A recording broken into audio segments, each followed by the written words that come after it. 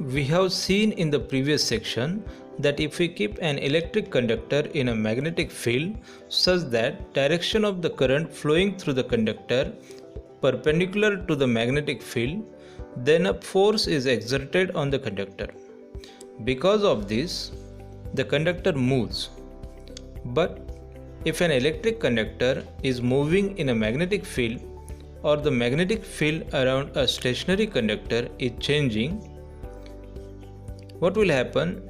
In order to find out an answer to this question, research was done by the great scientist Michael Faraday.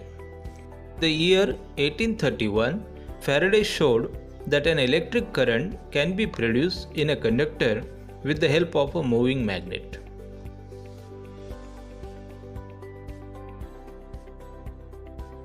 Galvanometer.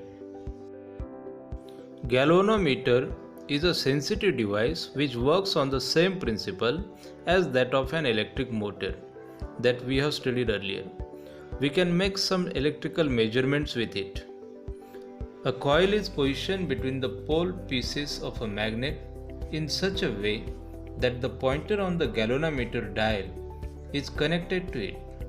When a small current, for example 1 milliampere, flows through the coil will rotate.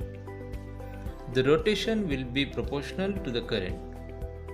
Voltmeter and ammeter also work on the same principle. In galvanometer, the pointer deflects on both sides of the zero mark depending on the direction of the current.